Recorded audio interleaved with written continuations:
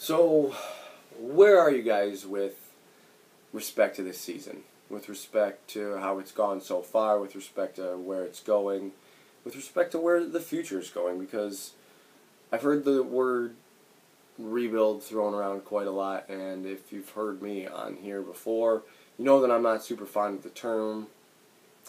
I don't... I'm just sitting here like, is it a rebuild? Like, I guess. I don't know. Sure. Why? Because they're bad? Or they're not winning? Are you rebuilding if you're not winning? Is that just how loosely the term is used?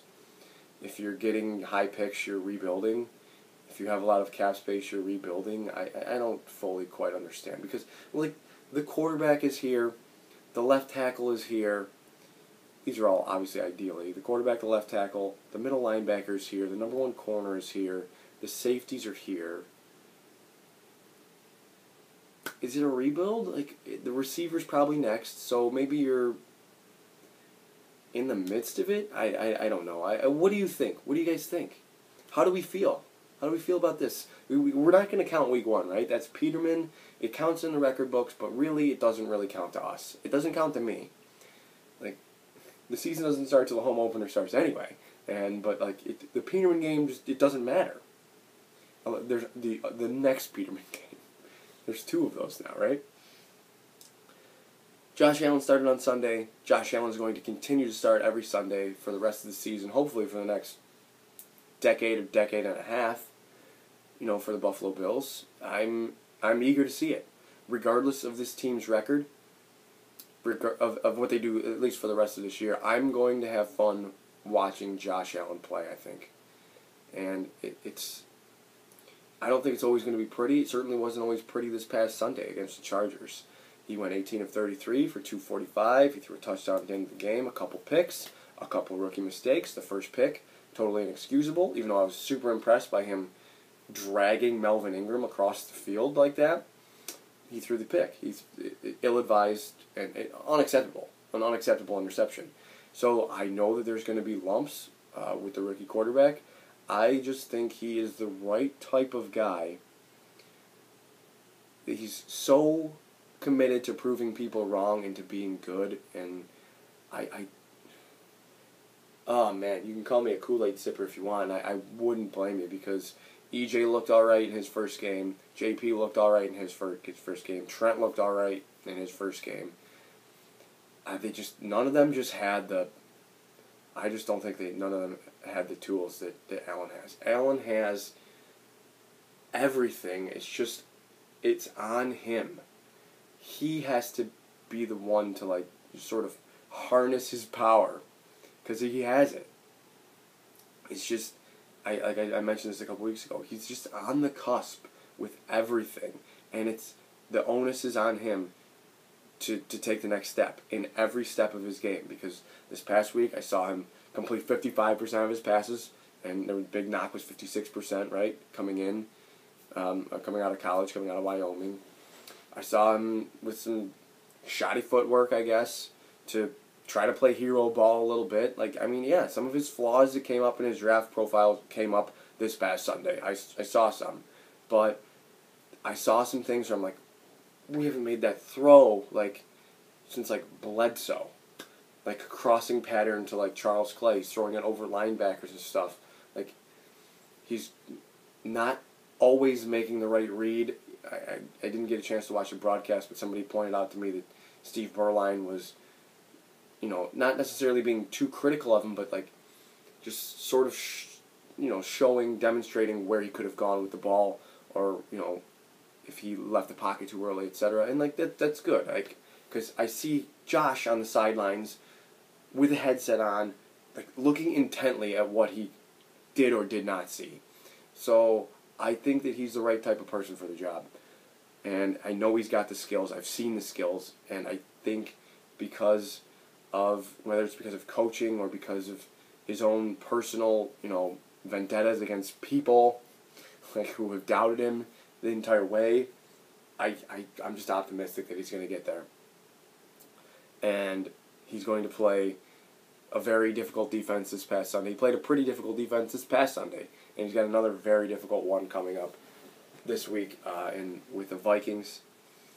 I will talk about the Vikings shortly thereafter. To continue with, or shortly upcoming, to continue with, the offense a little bit. It sort of struck me as I was watching the Chargers, and obviously I'll transition into the defense here. I was watching the Chargers, and Philip Rivers was going 23 of 27. Like, people are bearing down on him, and he's just finding guys open. It's amazing. The guy is unbelievable. But the point I guess I'm getting at is they demonstrate how simple it can be to pass the football in 2018.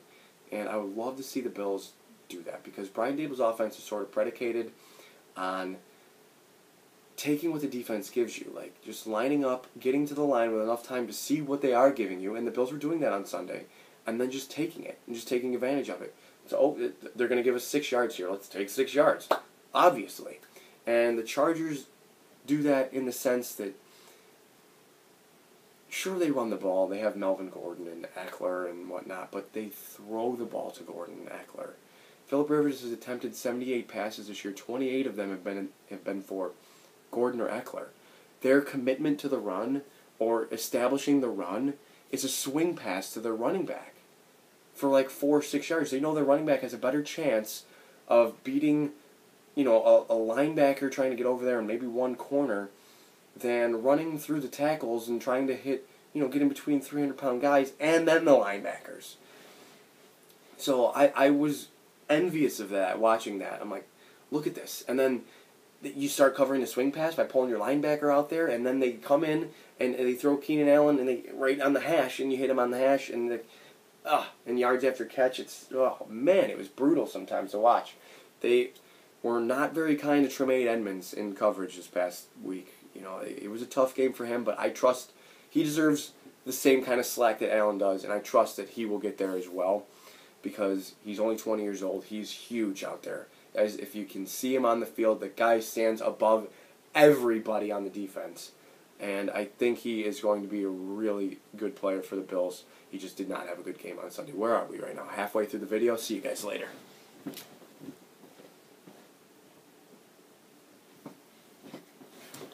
Obviously, just kidding. That's obviously a story. Vontae Davis. People are laughing at the Bills week 1 because of Peterman. People are laughing at the Bills week 2 now because Vontae Davis is quitting at halftime. And really the only thing I'm going to say on this as I transition into the defense is, fine. You couldn't do it anymore. I get it. Do it Monday afternoon. Just tell the coach. Don't leave your teammates high and dry at halftime.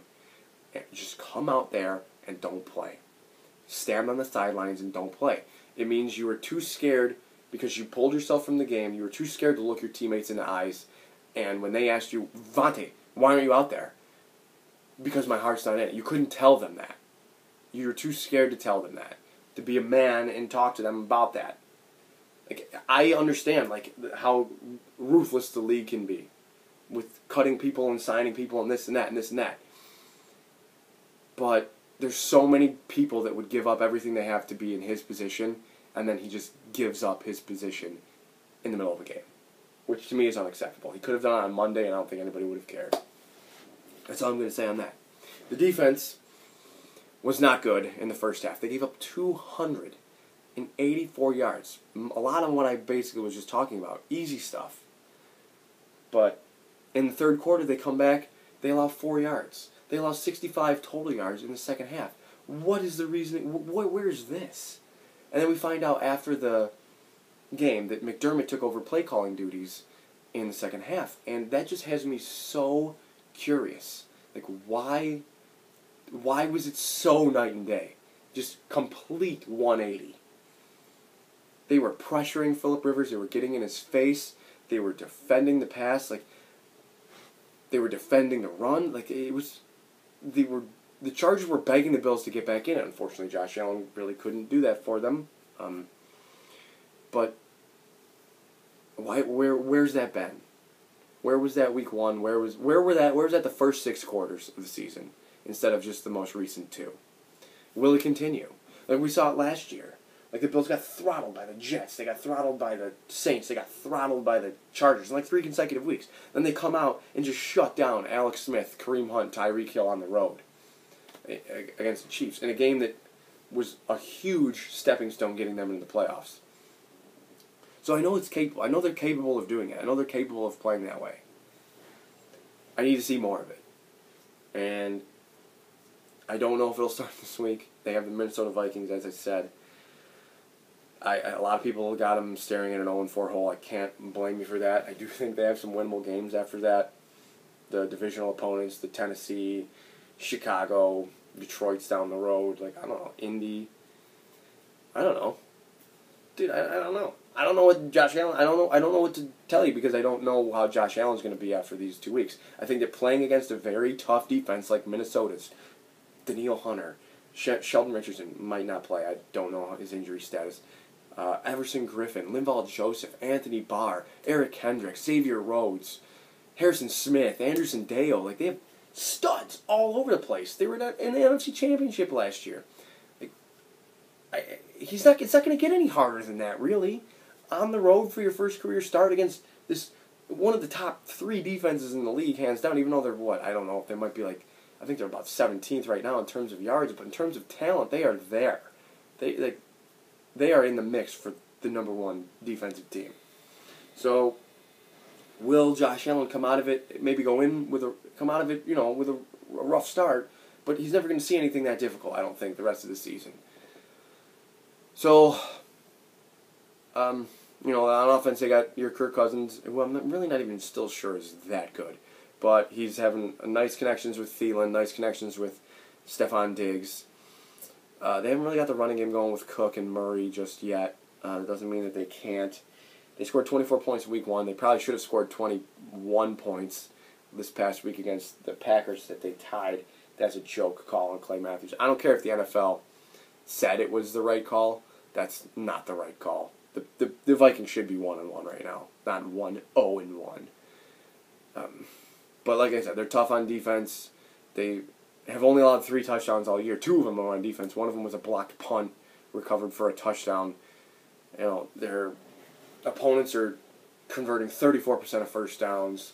They're 2 of 9 scoring touchdowns in the red zone.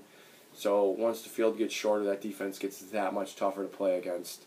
So I'm really not expecting a whole lot from the Bills, especially if like Sean McCoy can't play. Hopefully Shaq Lawson can come back, Taron Johnson, because what are they going to do at corner? Because Phillip Gaines has a dislocated elbow, Taron Johnson's hurt.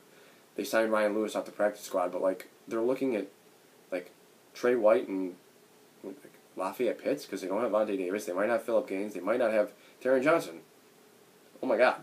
But it didn't matter in the second half. They played lights out in the second half against the Chargers. So I just don't know what to expect. I don't need this Jekyll and Hyde act on defense. I need to see some consistency from, this is not a criticism of McDermott. I just want you're a defensive coach. Let's see some consistency on the defensive side of the ball. Let's see that these guys are bought in, that your process has something to it. And I think that it does. I know that some people are just so sick and tired of it, and they're only in, here we are in week 3 of year 2. I don't think his job is in jeopardy at all. I think that they're moving forward with what they have, and next offseason should be very interesting, but it doesn't mean that they can't win a couple of games this year. And I think they will. A lot of people are saying maybe 3. I don't know. I really don't know. I think they're in tough the next 2 weeks. They're in very tough the next 2 weeks. They got there's 16.5 point dogs this week. In Minnesota, so it would be a monumental upset in terms of Vegas or just the league in general. So I'm going to pick the Vikings to win because I need to see it from the Bills. I need to see it from Josh Allen. I'm probably picking them to lose until they win. Maybe, I don't know. I'll cross that bridge when we get there. I'll say 30-16 Vikings. Let me know how you're feeling, guys. I want to know what your concerns are. Is it more than just the offensive line? Is it Allen? What is it? Is it the front office? Is it coaching? What do you think? Hit me up. Hit me up in the comments. Hit me up on Twitter. My Twitter handle is the same as my YouTube username. Guys, try to enjoy it this week. Again, remember, nobody thought the Bills would go into Atlanta and win last year. Atlanta was a Super Bowl team. Maybe. Just maybe. Guys, enjoy your weekend. And as always, above all else, go Bills.